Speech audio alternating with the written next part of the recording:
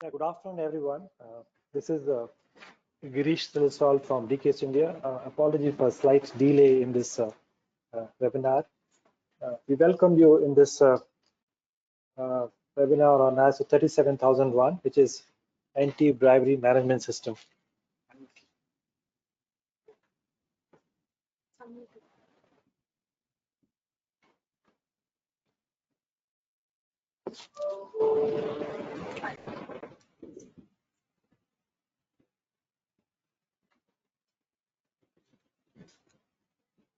So we are going to discuss what is bribery, what is ISO 37001, bribery and the applicable laws, how DQs can support you in this journey of implementation and certification, and certification advantages going for the ISO 37000.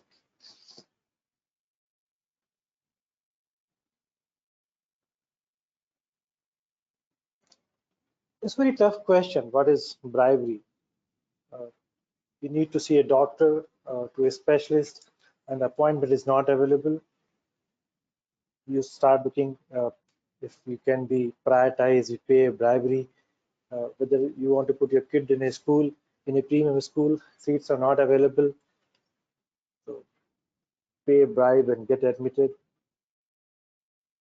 The speeding tickets, you find the railway train tickets are not available, everything is booked. You are on a wait list. People approach you whether you can pay premium and then get a ticket for the train, pay a bribe. So there are various ways where you need to speed up things, or you do not have a privilege to access those services, and you're asked to pay for that and get those services. So all these things gets classified as a part of bribe. If you look at the statistics, you will find 250,000 people were interviewed from 190 countries, covering the Africa, Asia, European nation, and including Latin America, Anglo-American. And surprisingly, 63%, when you see the range, 63% people from the African continent, from the Sierra Leone, they said they paid bribe in the last 1 year. And the 4% in Botswana, they say they paid bribe. So if you look at the African continent, the range from 4% to 63% is pretty huge. We found that the data shows that in the European country, the range was very less. Most of the countries, the bribe paid percentage was very, very low. From the global perspective, Europe was exceptionally very low rate of bribery, with only 4% average making such payment. Contrast to the Europe, in the Latin America, almost 22% people paid, and African countries, 29% people paid the bribery.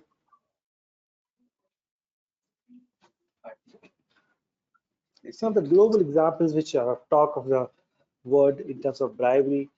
So election bribes in African, it is people are talking about $1 to $18 per vote has been paid. China, the Trade Ministry, for the $14,897 were paid for the job as a train attendant. The United States, bribe for border agent, 15,000 USD was being paid. So it is, if you see that it is prevalent in almost every country. The number of cases might vary from country to country, but these are some of the cases which shows that across the globe, this is a menace. 501 max.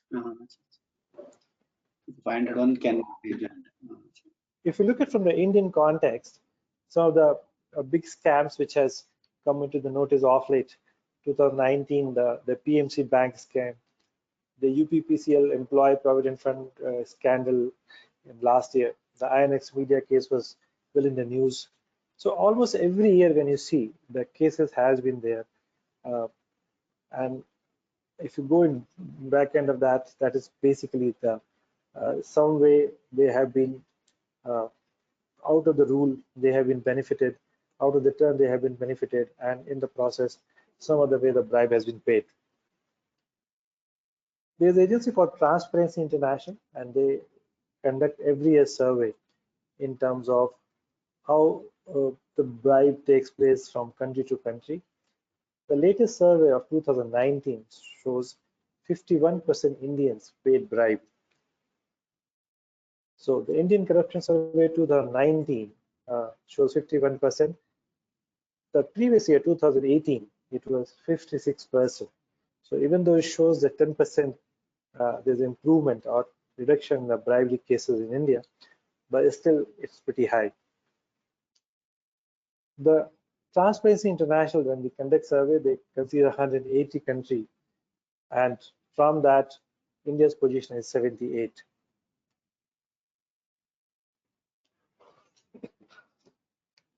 There have been some bribe cases in the business history. The Siemens AG case is well known, where the deal was almost $1 billion, and Siemens in totality paid almost $100 million to various people involved to acquire this deal. Similarly, Alcatel, they paid almost 10 million USD to the Costa Rica because when it got exposed that they paid the bribe, they were being penalized. There are various forms of payment which you will find people are getting involved or doing it. They get classified as a part of bribery. So there are possibility of payment through agent. So there is a case where you hire an agent who provides you service, say for providing you NOC for the fire, and the agent ultimately pays the government agencies to get the certificate for you. That also gets classified. That's called payment through the agent. The charitable contributions, the political donations, the hospitality donations, the gifts, facilitation payments, offsets in the quote or in the cost or in the payments, the entertainment allowances or benefits, education and training, sponsorship or payments, commissions, direct commissions, or in kind of any help and support. So all these activities gets classified as a bribe. The form may change, but they are all cases of bribes. If we globally, when we look at it, the reasons for bribe, the biggest contributor is giving bribe for the administrative approvals. So almost 37% cases, the bribe was paid to get administrative approvals. 31% cases, the money has been paid to retain the business or win the business. 22% cases to influence the people to get the favorable treatment, and 10% cases when unauthorized use for resources. So you're using resources which you're not supposed to do, and you pay bribe to allow you to do that. Almost 2% of the global GDP, if you consider the overall GDP is $80 trillion, is being paid as a bribe globally. If you look at the overall economy of the world, so now if you look at numbers, United States is a 19.39 trillion US dollars economy. If you consider 2%, similarly China is the second biggest economy with 12.24 trillion. If you can consider various countries and the economy, the size of economy, and if you consider 2% on an average, that becomes a huge number. The Corruption Perception Index 2019, if you look at that, you just notice the colors. The darker color means highly corrupt countries. And so the countries were scored from 0 to 100. And if you see the 0, which is the dark color, brown color, and if you move from the right hand side, a very clean country. So if you see the India, that falls in the brown, say medium brown category. So India falls in that with a 41 score, and they fall actually number 80. So that is the recent 2019 survey talks about. Out of 180 countries, India falls at 80. Now, Denmark is the most cleanest country with the score of 87. New Zealand falls again as a rank sign with the similar 87 as a ranking. And if you look at the worst country, that is Somalia with score of a 9. So that's the 9 is the lowest rank That shows different CPI index and how the CPI index changes year after year. That is what the Transparency International tracks every year based on the survey being done on different countries, and they publish data. Now, how this works for an organization to when it comes for certification. So they look at if a company is having a very high corruption, a highly corrupted country, the index, the CPI index is very low. In that case, the number of mandates which is required for audit differs from a country which is a very clean country. So that CPI index is the only standard which is that 37,001 is the only standard which considers CPI index for calculating the mandates. Now, bribery varies from sector to sector. If you score from 0 to 10, the lowest has been the agriculture with 7.1 score, and the highest being the public works contractors department with 5.3. So that is also considered because when you look at the risk assessment, as we'll talk about later on, bribery risk assessment, the type of business, the type of activity, and the CPI index, all these three things need to be considered for identifying whether risk is medium level risk or high level risk or low level risk. Now, coming back to ISO 37001, what does it mean that bribe is a lot of uses of giving or soliciting undue advantage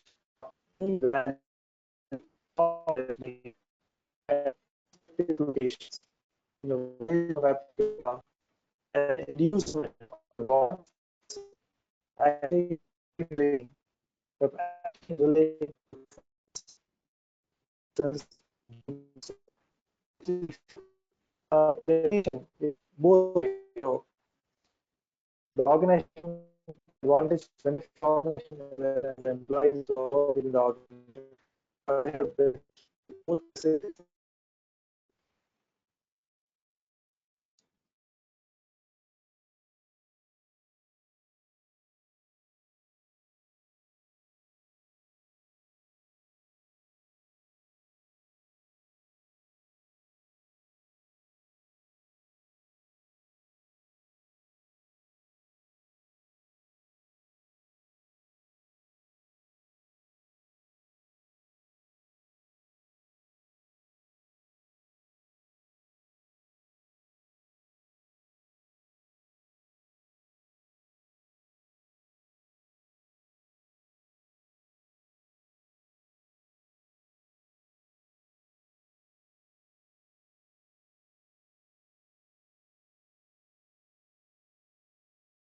But these are all gets classified as a part of bribery and not acceptable as a good business practices. So what is 37001? It's an anti-bribery management system standard published in October 2016, and it is designed to help organizations to establish, implement, maintain, and improve an anti-bribery compliance program. It includes a series of measures and controls that represents global anti-bribery good practices.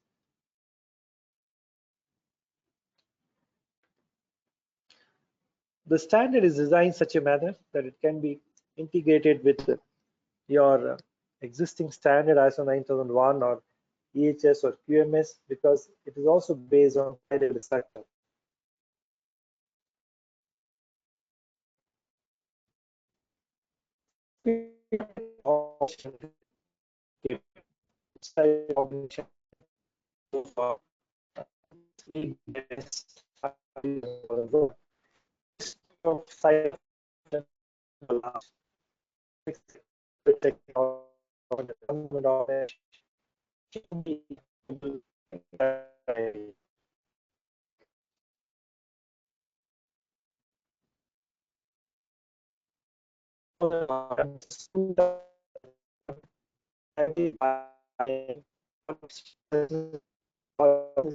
on the organization behalf its benefit.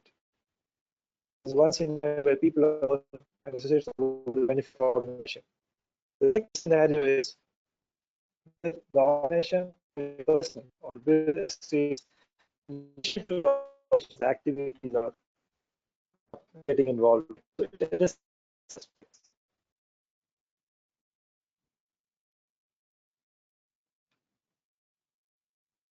most of the countries has come out with law uh, which prohibits the bribery. Therefore, the standard does not provide an independent definition of bribery.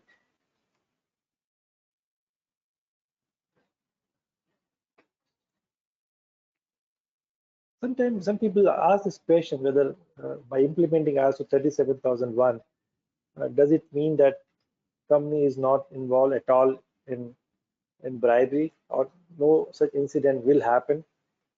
The answer is very similar. Like if you have ISO 9001 system, does it mean that you will not produce any non-conforming product? Or does it mean that no non-conforming product will get shipped to the customer? It only ensures that you have a system in place with adequate controls and also with checks and balances. And if any such situation arises, evidence is found, then appropriate actions are taken to prevent the recurrence of those type of risks. So the same rule is applicable for anti-bribery management system as well as it is for ISO 9001.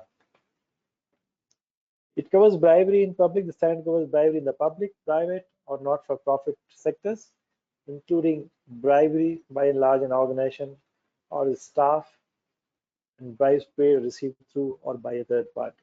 So it covers everything, whether directly or indirectly bribe is being paid. That is covered by this anti-bribery management system.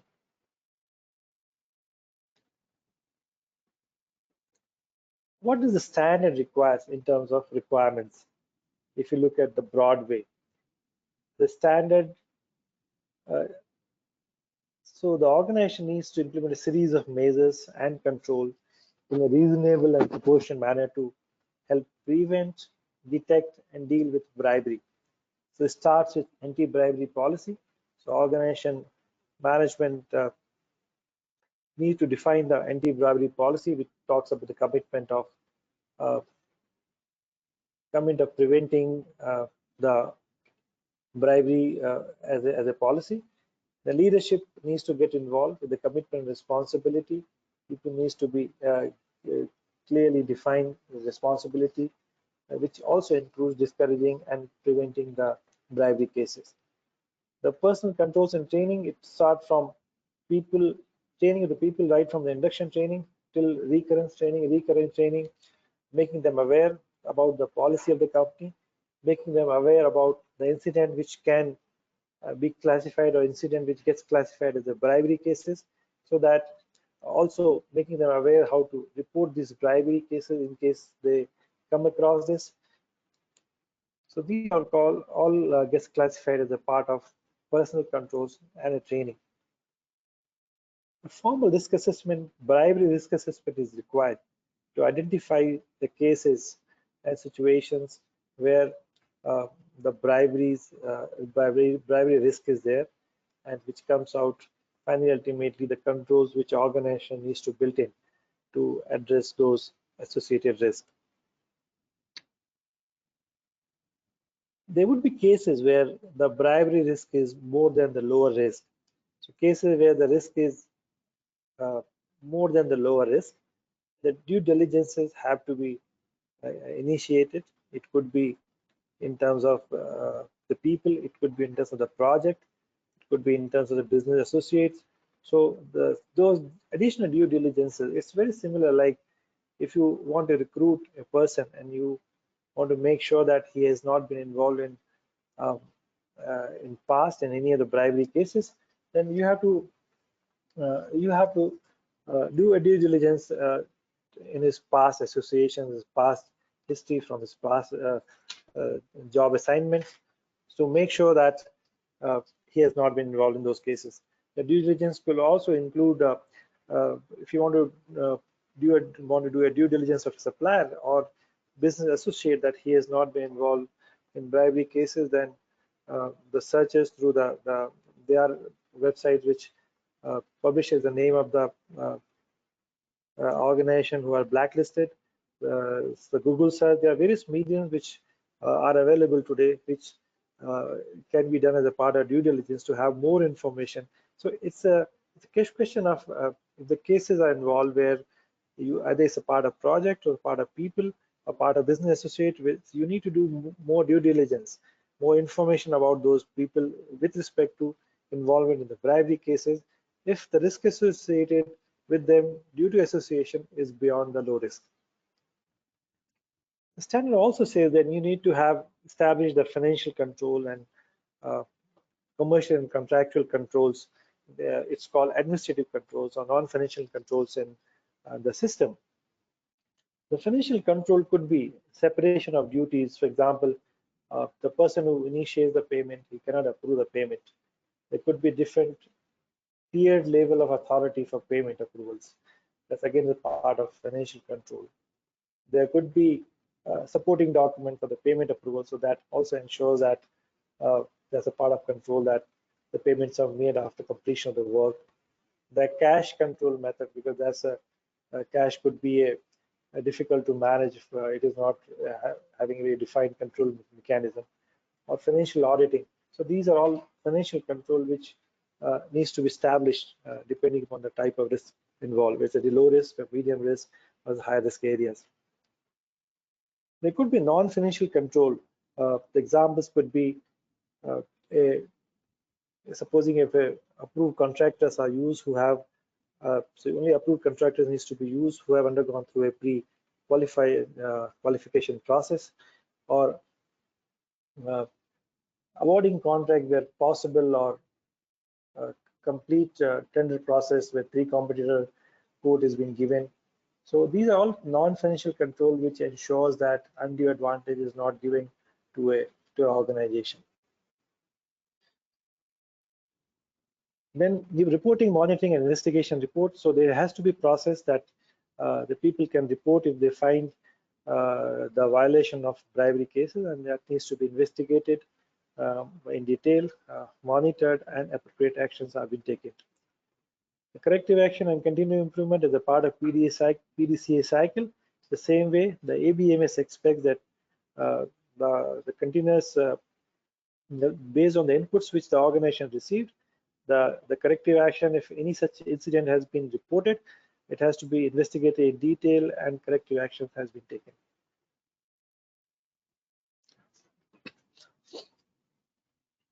If you look at the structure of 37001, it's very similar like ISO 9001 with a high level structure, with the PDCA as a basic structure.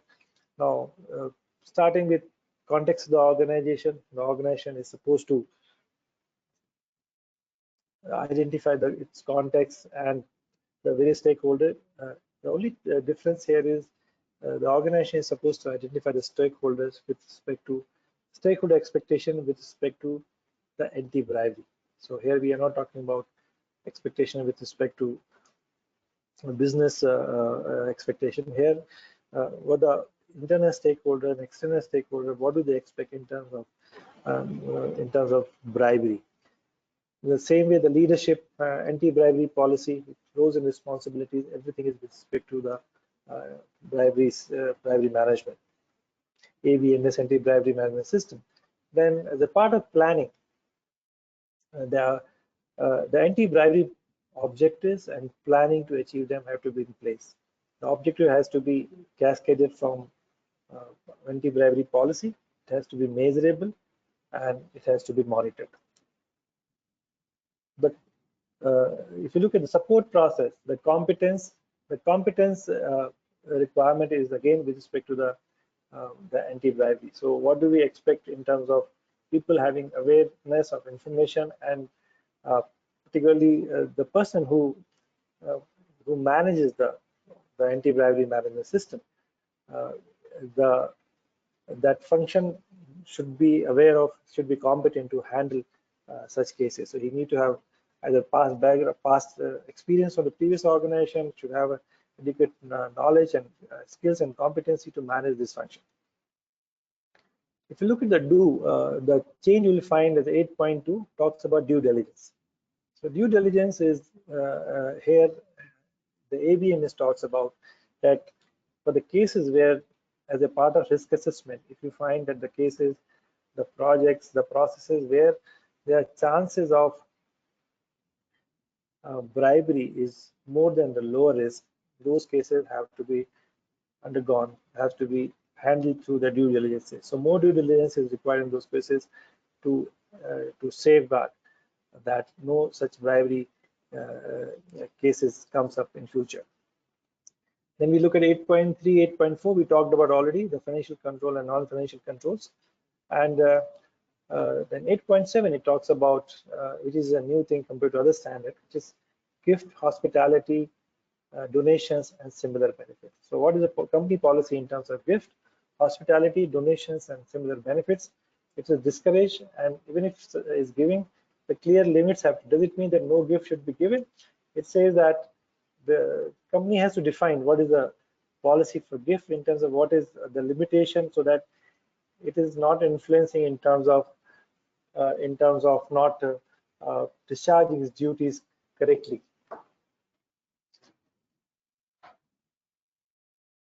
When we look at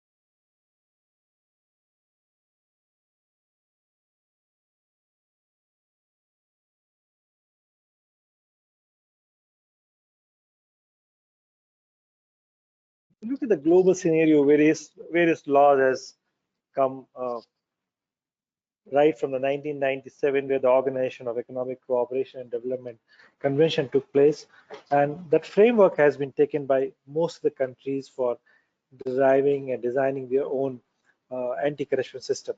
So the United Nations Convention Against Corruption, UNCAC, or the Foreign Corrupt Prevention Act, which is FCPA, they are all different acts which has come out, which has been taken, adopted by different countries. India also is a part of it, and they came out with their own anti-bribery laws.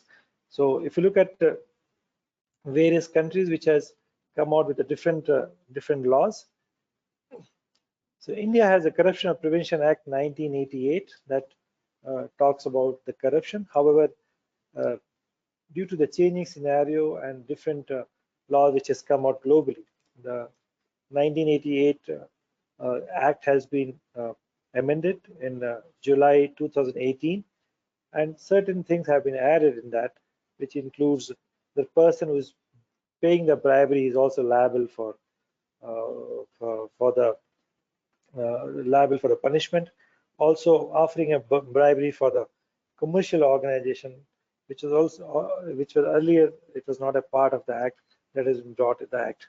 So the various corruption laws. If you look at the various countries, the Russia, there is a federal anti-corruption law, the Chinese anti-corruption law.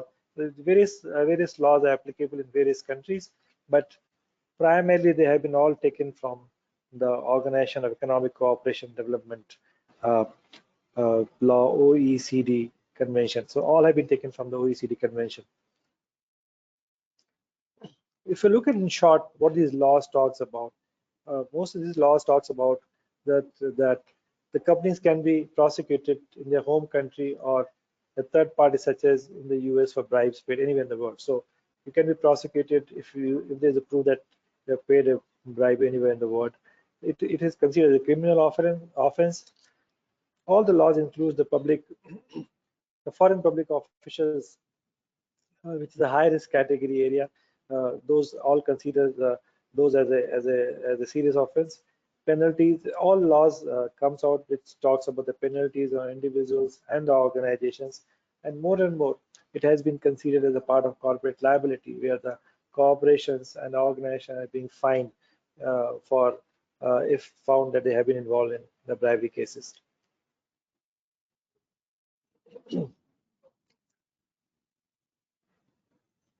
There are different uh,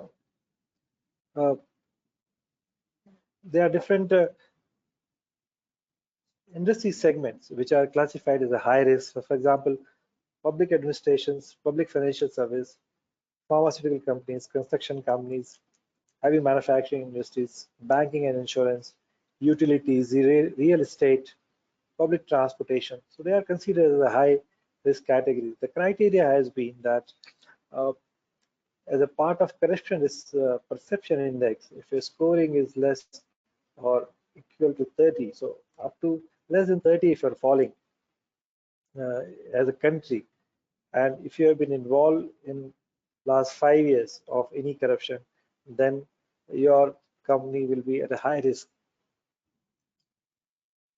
Similarly, there are organizations in medium risk like food industry, paper industry, plastic industry, leather and textile, household electric appliances, trading, intermediation, and commercial companies not classified for their revenues. So as a combination of the type of industry and a combination of CPI index, so if you're falling in 31 to 59, which India falls into, in between the India also falls. So as a country and as an industry, as a combination, that is considered when you decide whether the risk is medium or the risk is high. So these are industries which fall under medium risk, high risk and medium risk, and there are countries which falls in the high risk and medium risk. And as a combination is taken when you decide whether the risk, what type of risk is associated in a particular company, which falls under this segment and which falls under this country.